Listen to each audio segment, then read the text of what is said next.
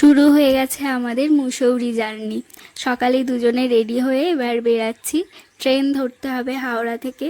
তো ট্রেনে উঠে গেছি। ট্রেন থেকে এই বাইরের দৃশ্যটা দেখতে তো খুব ভালো লাগছিল।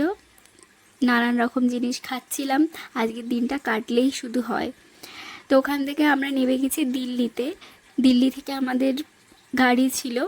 তো ওখান থেকে এবার আমাদের শুরু হয়ে গেছে আসল জার্নি, মুসৌরির জার্নি যেটা।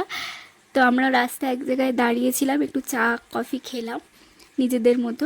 আর এই পাহাড়ের দৃশ্য দেখতে দেখতে পৌঁছে গেলাম আমরা মুসৌরির ম্যাল রোড।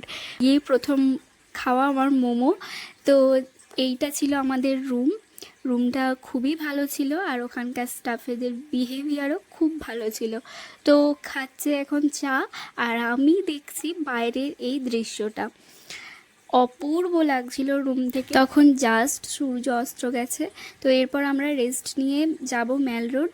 সেটা একটু অন্ধকার হতেই দুজনে বেরিয়ে পড়েছি ম্যাল রোডটা একটু ঘুরে দেখব। এখানে এসে প্রথমে একটা লস্যি ট্রাই করলাম। আমার খুব একটা ভালো লাগেনি, ওকে ওকে ছিল। তো এদিক ওদিক ঘুরলাম। আজ সেরকম কিছু কেনাকাটা করিনি, জাস্ট দেখেছি। তো ওপর থেকে জাস্ট ভিউটা এই রকম ছিল, অপূর্ব লাগছিল। তো তারপর খেলাম একটা সুইট কর্ন।